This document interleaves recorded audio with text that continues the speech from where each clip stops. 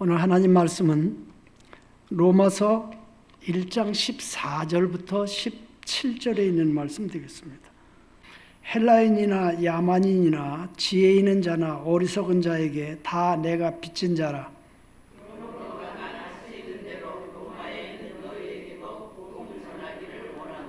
내가 복음을 부끄러워하지 아니하노니 이 복음은 모든 믿는 자에게 구원을 주시는 하나님의 능력이 됨이라. 먼저는 유대인에게요 그리고 헬라인에게로다.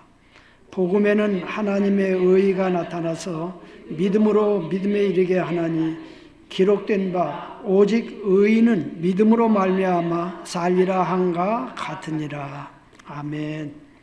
로마서 1장 14절부터 17절에 있는 말씀을 가지고 또다시 복음의 능력 앞에 서라 라고 한 제목으로 여러분들과 함께 말씀을 생각해 보겠습니다. 여러분들 잘 아시다시피 로마서는 바울이 로마에 살고 있는 이미 복음을 이제 듣고 그 복음을 믿어서 이제 교회가 형성되어 있는 교회에게 보낸 서신입니다. 로마서 1장 6절부터 7절에 보면 너희도 그들 중에서 예수 그리스도의 것으로 부르심을 받은 자니라. 로마에서 하나님의 사랑하심을 받고 성도로 부르심을 받은 모든 자에게 하나님은 우리 아버지와 주 예수 그리스도로부터 은혜와 평강이 있기를 원하노라. 이렇게 이야기하고 있습니다. 여기 보면 이미 사도 바울은 로마에 가보지 않았지만은 로마에 있는 그 사람들이 복음을 듣고 구원받아서 로마 교회를 형성하고 있었습니다. 그래서 여기 보면 로마에서 하나님의 사랑하심을 받고 성도로 부르심을 받은 모든 자에게 이렇게 이야기하고 있습니다. 그러니까 사도 바울은 특별히 이방인의 사도로 부름을 받았습니다. 이것 때문에 유대인이 아닌 이방인들에게 특별히 복음을 전하려고 굉장히 애를 썼고 또한 그것을 노력했던 사람입니다. 그래서 그가 내가 빚을 진 자라라고 고백한 것은 바로 이 이유 때문에 그렇게 말을 했을 것입니다. 빚진 자라고 생각하는 무리 가운데서 포함된 집단이 바로 로마에 거주하고 있는 사람들이 거기에 포함되어 있다고 하는 것입니다. 그래서 다른 사도들보다 더 이방인에 대한 집착이 아마 더 컸을는지 모르겠습니다. 갈라디아서 2장 8절에 보면 베드로에게 역사하사 그를 할례자의 사도로 삼으신 이가 또한 내게 역사하사 나를 이방인의 사도로 삼으셨느니라. 여기 이방인의 사도로 나를 삼으셨는데 베드로는 할례자, 할례는 누가 받았어요? 유대인들이 받았습니다. 그래서 이 사도 바울은 무할례자인 이방인들을 위한 사도로 부름을 받았고 베드로는 할례를 받은 유대인들을 위해서 부름받은 사도다. 이렇게 사도의 그 직분을 구별을 해놓고 있는 이 사실을 보게 돼요. 그리고 사도 바울이 이방인에게 복음을 전하는 복합적인 이유가 하나 또 있었는데 이방인들이 구원받는 것을 보면서 유대인들이 시기심을 불러일으켜 예수를 믿게 하는데 하나님의 의도가 있었다는 거예요. 로마서 11장 13절부터 14절에 보면 내가 이방인인 너에게 말하노라. 내가 이방인의 사도인 만큼 내 직분을 영광스럽게 여기노니 이는 혹 내 권륙을 아무쪼록 시기하게 하여 그들 중에서 얼마를 구원하려 함이라. 여기 내 권륙이라고 하는 것은 유대인을 가리켜서 이야기해요. 근데 유대인들이 이방인들이 예수를 믿고 구원받는 모습을 보면서 시기가 나서 자기들이 이제 예수를 믿게 될 수 있는 이런 기회가 혹시 될 수 있지 않겠는가 하는 이 의도를 하나님 그 섭리를 가지고 있어요. 그래서 지금 유대인들이 지금도 그들은 예수를 구주로 믿지 않습니다. 그래서 지금 그래도 유대인들 가운데 복음이 들어가서 우리 성소침례교회 이대겸 선교사가 예루살렘에 이렇게 이제 선교사로 들어가 있는데 지금 전쟁이 나서 이제 외부로 피했다고 이렇게 이제 보고를 받았습니다. 그런데 특별히 이 유대인들과 이방인들에게는 이 차이가 있어요. 유대인들은 오래전부터 하나님 여호와 하나님 그분을 이렇게 믿고 있었고 이방인들은 전혀 그거 없었습니다. 아무것도 없었어요. 그런데 하나님께서 특별히 이제 그들이 하나님을 지금까지 믿고 있으면서도 예수가 이제 구세주인 것을, 그분이 구주인 것을 그들이 믿지 못하고 있어요. 성경에 특별히 하나님께서 그 재림 때에 14만 4천이라고 하는 것은 유대인 중에서 이제 구별된 사람들을 구원할 계획을 가지고 계십니다. 그래서 하나님께서 사도 바울을 부르실 때에 이러한 특별한 목적을 가지고 유대인들이 시기 나서라도 이제 예수를 믿을 수 있지 않을까 하는 이 기대를 가지고 이방인의 사도를 부르셨는데, 오늘날에도 선교사들을 불러 세우실 때 어느 민족이나 족속을 대상으로 한 그 선교의 일에 그들을 쓰기 위해서 이렇게 이제 부르십니다. 근데 보통 우리는 아무 일이나 주의 일을 하면 되지 그렇게 하는데, 아니에요. 하나님께서는 사역터가 있는 곳에 사람을 보내세요. 그래서 이제 어느 사람에겐 특별히 나를 하나님께서 그곳에 보내셨다라고 하는 이런 그 사명감을 가지고 가게 됩니다. 그래서 하나님께서 종을 부르실 때에도요, 특별한 그를 향한 사명이 있다고 하는 사실이에요. 사도행전 9장 15절 16절에 보면 주께서 이르시되 가라, 이 사람은 내 이름을 이방인과 임금들과 이스라엘 자손들에게 전하기 위하여 택한 나의 그릇이라 라고 하나님께서 그 이제 아나니아에게 그 사울이 지금 눈이 멀어서 그 다메섹에 가서 있는데 가서 그를 위해서 안수해주고 기도해줘라 이렇게 얘기해요. 아유, 그 사람은 이제 기독교인들을 잡아 죽이려고, 잡아가려고 여기 온 사람이라고 소문을 들었는데, 내가 그 사람을 어떻게 만날 수 있겠냐. 아니다. 이 사람은 내 이름을 이방인과 임금들과 이스라엘 자손들에게 전하기 위하여 택한 나의 그릇이다. 여러분, 여기 보면 임금들과 이렇게 이야기하고 있어요. 여러분, 정말 아주 평민이 임금들에게 복음을 전할 수 있는 기회가 주어지질 않습니다. 사도 바울의 지위가 있었기 때문에 그 지위 때문에 그가 물론 이방인들과 그 다음에 임금들과 권세자들과 이런 사람들에게 복음을 전할 수 있는 통로로, 도구로 하나님께서 쓰시겠다라고 그를 부르신 거예요. 그는 꽤 사실은 그 당시엔 잘 나가던 사람이에요. 그 사람 아주 꽤 유명세가 있는 사람이에요. 세월이 지난 오늘까지 교회들도 사도 바울이 부여받은 복음 전파의 사명을 함께 우리는 공유했습니다. 특별히 강효인 목사님이 여기 갈매동에 보내주신 것은 정말 특별히 갈매동을 향한 하나님의 특별한 그 뜻이 있고, 목사님을 통해서 이곳의 복음화를 위해서 계획하고 계시기 때문에 보내주신 줄 믿습니다. 그러니까 각자에게 주어진 이 사역의 일터가 있고 장소가 있다고 하는 사실이에요. 고린도전서 9장 16절에 내가 복음을 전할지라도 자랑할 것이 없으면 내가 부득불할 일임이라, 만일 복음을 전하지 아니하면 내게 화가 있을 것이로다 라고 사도 바울은 이야기합니다. 복음 안 전하면 내게 화가 있다. 왜? 하나님께서 복음 전하라고 나 부르셨는데, 특별히 이방인들과 임금들과 참 이렇게 권세자들에게 복음 전하러 나를 부르셨는데 내가 복음 전하지 않으면 내게 화가 있다. 그는 그렇게 믿었습니다. 그러니까 우리는 동일하게 오늘날 교회가 복음을 전하지 않으면 화가 있다고 하는 이 사실을 우리는 받아들여야 됩니다. 우리도 사도 바울과 똑같은 복음에 대한 이 참 의무를 지고 있는 이런 그 사명이 있습니다.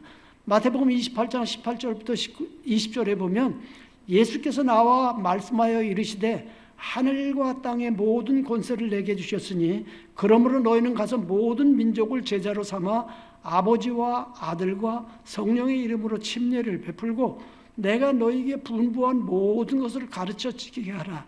볼지어다 내가 세상 끝날까지 너희와 항상 함께 있으리라 하시니라. 이렇게 말씀하고 있습니다. 현재 우리는요, 교회당도 많고 지금 텔레비전에 나와서 설교하는 분도 많고 이래요. 그런데 어느 때보다도 심각한 교회의 위기 시대에 우리가 직면하고 있다고 하는 이 사실을 우리는 기억해야 할 것입니다. 그 이유는요, 교회가 복음 전파의 사명을 상실했기 때문이에요. 사람들에게 복음으로 건접하지 않고 문화나 사회봉사나 이런 것들로 접근을 하는 일들이 너무 많아졌어요. 문화나 사회봉사는 복음을 담아서 전달하는 하나의 그릇에 불과한 것이에요. 우리는 복음을 전해야 될 줄 믿습니다. 언제든지 교회의 사명과 목적은 복음 전파에 있다고 하는 사실이에요. 이제 복음을 전하지 않는 성도들이나 교회들은요, 주의 사역으로부터 분명히 밀려나게 될 것이고 도태가 될 것입니다. 그러니까 오늘 교회가 쇠퇴해가는 이유가 바로 복음 전파를 하지 않기 때문에 그래요. 하나님이 우리를 불러서 세우신 목적을 벗어나 있기 때문이라고 하는 것입니다. 그러나 오직 복음 전도가 사명인 성도나 그런 교회들은 어떤 상황에서도 하나님께서 보호하시고 마지막까지 주님 오시는 날까지 존속하게 할 것입니다. 마태복음 28장 20절 말씀에 내가 너희에게 분부한 모든 것을 가르쳐 지키게 하라. 그리하면 이거예요. 너희가 그 일을 계속하면 볼지어다 내가 세상 끝날까지 너희와 항상 함께 있으리라. 뭐 하면요? 복음을 전파하고 하나님 말씀을 말씀대로 가르치면 하나님께서 끝까지 주님 오시는 날까지 하나님께서 쓰시고 하나님께서 함께 하시겠다는 거예요. 여러분, 그래서 우리는 주님은 복음 전하는 자들과 끝까지 함께 하실 것을 믿습니다. 그러면 우리가 왜 복음을 전해야 됩니까? 복음만이 죄에서 인간을 구하는 능력을 가지고 있기 때문입니다. 오늘 본 말씀 16절에 보면 내가 복음을 부끄러워하지 아니하노니 이 복음은 모든 믿는 자에게 구원을 주시는 하나님의 능력이 됩니다. 먼저는 유대인에게요, 그리고 헬라인에게다. 이 유대인에게 헬라인에게 이것은 모든 사람을 향한 하나님의 계획이라는 거예요. 복음만이 나를 구원하는 능력이요, 나의 삶을 변화시키는 능력입니다. 오늘 본문 말씀 16절 말씀대로 내가 복음을 부끄러워하지 아니하노니 이 복음은 모든 믿는 자에게 구원을 주신 하나님의 능력이 됩니다. 먼저는 유대인에게요, 그리고 헬라인에게로다 라고 말씀하시는데 이 말씀이 로마서의 중심 구절입니다. 로마서를 기록하는데 바로 로마서 1장 16절 이 말씀 때문에 이 복음만이 모든 사람을 구원하는 능력이 되기 때문에 내가 이 복음 전파를 하기를 원하고 있다라고 말씀하고 있는 것입니다. 사도 바울은 복음 전함을 전혀 부끄러워하지 않는 이유를 이렇게 말합니다. 내가 복음을 부끄러워하지 않는데 이 복음은 모든 믿는 자에게 구원을 주시는 하나님의 능력이 되기 때문이다. 이렇게 말씀합니다. 복음만이 모든 믿는 자에게 구원을 주시는 하나님의 능력이기 때문에 우리는 복음 전파하는 것을 우리는 부끄러워하지 않는 거예요. 왜? 이런 능력은 세상에 없어요. 사람이 구원받을 수 있는 어떤 길이 이 복음 외에는 전혀 없다고 하는 것입니다. 복음만이 모든 믿는 자에게 구원을 주시는 하나님의 능력이기 때문에 그렇습니다. 복음만이 인간을 구원하는 능력이 됩니다. 그런데 이 복음이라는 단어를 여러분들이 예수라고 하는 이름으로 바꾸어 봐도 전혀 내용이 변하지 않아요. 그래서 내가 예수를 부끄러워하지 아니하노니 이 예수는 모든 믿는 자에게 구원을 주시는 하나님의 능력이 됨이라. 이렇게 우리가 바꿔 읽어도 전혀 이상하지 않고 조금 더 그 내용이 변하지 않아요. 예수 그리스도의 복음 외에는 구원이 없습니다. 사도행전 4장 12절에 보면 다른 이로서는 구원을 받을 수 없나니 천하 사람 중에 구원을 받을 만한 다른 이름, 예수 외에 다른 이름을 하나님이 우리에게 주신 적이 없다는 것입니다. 우리는 예수만이, 복음만이 유일한 구원의 길임을 믿습니다. 복음 안에 생명의 모든 길이, 모든 진리와 생명이 거기에 있음을 저희는 믿습니다. 그러니 우리가 복음을 부끄러워해야 할 이유가 어디 있겠습니까? 사도 바울은 내가 보는 인생을 통해서 보니까 정말 이 복음만이 부끄러워하지 않을 이 능력이다. 이것 외에는 우리가 자랑할 것이 아무것도 없다라고 그는 이야기하는 것입니다. 복음은 인간이 구원을 받을 수 있는 유일한 길입니다. 죄인이 천국에 들어갈 수 있는 유일한 길이요 통로인 것입니다. 어느 종족, 어느 민족이나 차별 없이 복음만이 구원을 얻을 수 있는 유일한 길입니다. 그래서 복음에는 하나님의 의가 나타나 있다는 거예요. 거기 하나님의 의도하심이 그 복음이라고 하는 그 내용 안에 거기에 깃들여 있다는 겁니다. 오직 의인은 믿음으로 말미암아 산다. 믿음은 무슨 믿음? 복음을 믿는 믿음이에요. 예수가 내 죄를 위해서 십자가에서 나를 대신해서 죽어주셨고, 그 예수를 내가 믿음으로 말미암아 내 죄가 용서됐고, 그 예수를 내가 내 구주로 영접함으로 말미암아 내 안에 들어오셔서 나의 구주가 되시다고 하는 이 사실을 믿는 하나님의 의도가 그 복음 안에 들어있다고 하는 사실인 것입니다. 그래서 하나님은 예수의 복음을 믿는 자에게 영생을 주시고 복음을 믿는 자를 의롭다고 선언을 하십니다. 요한복음 6장 40절에 보면 내 아버지의 뜻은 아들을 보고 믿는 자마다 영생을 얻는 이것이니 마지막 날에 내가 이를 다시 살리리라 하시니라. 여러분, 우리가 마태복음 7장에서 예수님께서 말씀하시기를 너희가 내 뜻대로 하지 않았다라고 이야기하니까 우리 하나님의 뜻이 뭡니까? 라고 물어볼 때 우리가 이렇게 열심히 살았는데 왜 하나님의 뜻대로 살지 않았다고 이야기합니까? 그때 예수님께서 요한복음에서 말씀하시기를 내 아버지의 뜻은 아들을 보고 하나님께서 이 땅에 보내주신 육체를 입고 오신 그 아들 예수 그리스도를 보고 그를 믿음으로 말미암아 참 아버지께서 그를 믿는 자를 다시 영원히 살게 해주신다고 하는 이 사실을 믿는 것이 복음이에요. 지금 예수 그리스도를 나의 구주로 믿고 영접해서 예수가 내 안에 함께 계신 것을 여러분들 믿고 계십니까? 이것만이 우리가 참된 복음을 믿는 거예요. 다른 길 없어요. 고린도후서 13장 5절에 너희는 믿음 안에 있는가 너희 자신을 시험하고 너희 자신을 확증하라. 예수 그리스도께서 너희 안에 계신 줄을 너희가 스스로 알지 못하느냐? 그렇지 않으면 너희는 버림받은 자니라. 예수가 내 안에 계신 것을 내가 혹시 안 계신 거 아니야? 이런 생각은 그러면 나는 그럼 버림받은 자입니다. 그럼 빨리 예수 그리스도를 개인의 구주로 영접해 드려야 됩니다.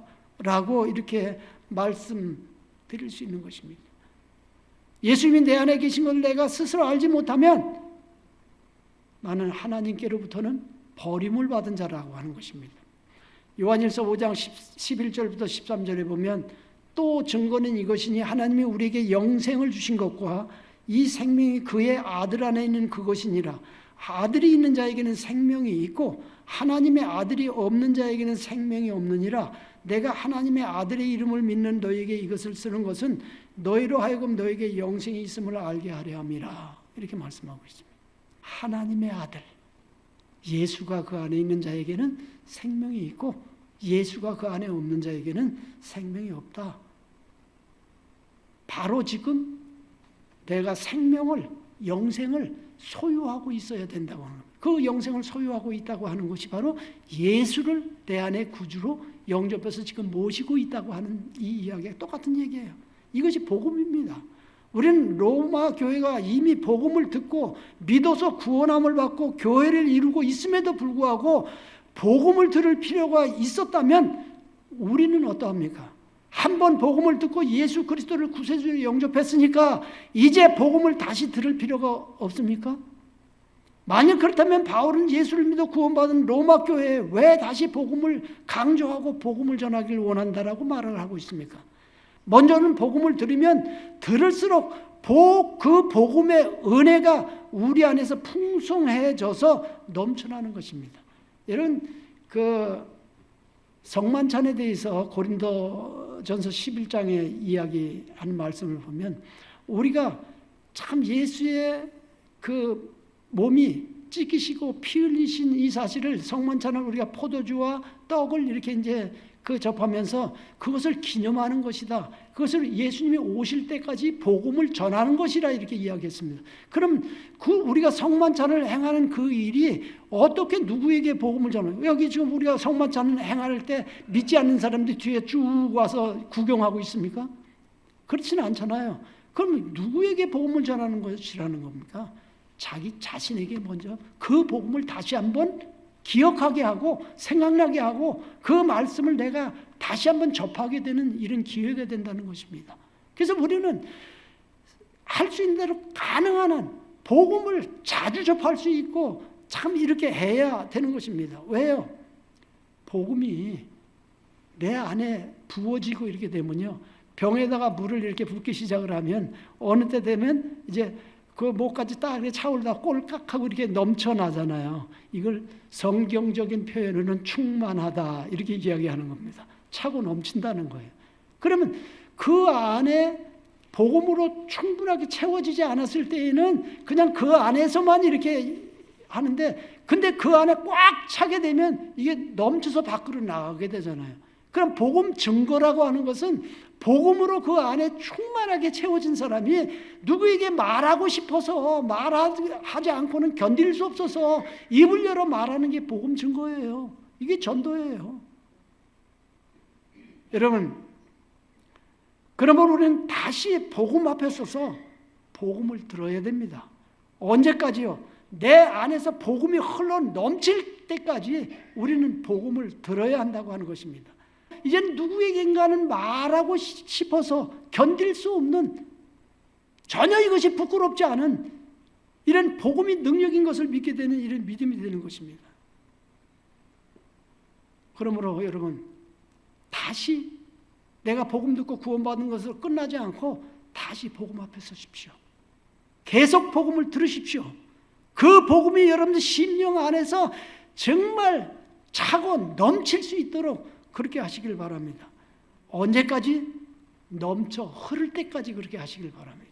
저는 이 복음 전하는 뭐 이런 내용들 벌써 제가 여기 강단에 한두 번 쓴 게 아니기 때문에 수없이 반복해서 이야기하고 말하고, 그러나 이것이 내가 수고롭지 않아요. 왜요? 이것이 계속 듣는 어떤 사람들에게 예비되고 준비시킬 수 있는 이런 기회가 되기 때문에 그렇습니다. 사도 바울은 예수께 인생의 초점을 맞춘 사람이요, 복음에 헌신된 사람입니다. 복음에 빚진 자로 살아가던 사람입니다. 그래서 그는 사도행전 20장 24절에 내가 달려갈 길과 주 예수께 받은 사명 곧 하나님의 은혜의 복음을 증거하는 일을 마치려 하면은 내 생명조차도 조금도 귀한 것을 여기지 않는다. 그는 자기의 생명까지도 뭘 위해서만 필요하다? 복음 전하는 일을 위해서 필요하다는 거예요. 자기 사명을 감당하는 일을 위해서 필요하다는 거예요. 여러분, 우리가 반드시 죽습니다. 언젠가는 죽어요. 근데 우리가 이 땅에 살아있을 동안에 생명이 우리에게 필요한 것은요, 하나님의 관점에서 보실 때에는 복음을 전하기 위해서 생명이 필요하다는 거예요. 여러분들이 복음 전하지 않고 잘 먹고 잘 사는 거 하나님은 거기에 관심 없으시다고요. 근데 사도 바울은 내가 정말 복음 전파, 이 사명을 감당하는 일을 마치려 하면 내 생명조차도 조금 더 귀한 것으로 여기지 않는다. 이 생명 들여서 그 일을 할 수 있다면 난 그렇게 쓰임받기를 원한다 하는 것입니다. 여러분들이 인생의 초점을 어디에다 맞추고 계십니까? 다니엘서 12장 3절에 보면 지혜 있는 자는 궁창의 빛과 같이 빛날 것이요 많은 사람을 옳은 대로 돌아오게 한 자는 별과 같이 영원토록 빛나리라. 여러분, 정말 영혼에 관심 있고 영혼을 주께로 돌아오는 일에 쓰임받은 사람은요, 하늘의 별과 같이, 하늘의 별이 영원히 있다고 하는 얘기가 아니라 지금 빛나고 있는 그 별빛과 같은 그 영광이 영원토록 그와 함께 있을 것이다, 이 말씀이에요. 사도 바울처럼 복음 전파에 초점을 맞춘 사람은 결코 인생을 살고 헛되게 살았다 후회하지 않습니다. 고린도전서 15장 58절에 그러므로 내 사랑하는 형제들아 견실하며 흔들리지 말고 항상 주의 일에 더욱 힘쓰는 자들이 되라. 이는 너희 수고가 주 안에서 헛되지 않은 줄을 알미니라. 여러분, 솔로몬은 세상이 부러워하는 모든 삶을 다 살고도 헛되고 헛되며 헛되고 헛되니 사람이 해 아래에서 수고하는 모든 수고가 바람을 잡으려는 것처럼 헛되다, 이렇게 이야기했어요. 그런데 사도 바울은 누린 것 아무것도 없어요. 그러면서도 그는 결코 헛되지 않은 인생을 사는 것이 주님을 위해서 쓰임받는 것이다 라고 말하고 있습니다. 헛되지 않은 일에 인생에 초점을 맞춘 헌신된 성도의 삶을 살아가는 새삼 침례교회 모든 성도들이 되시기를 예수님의 이름으로 축복합니다.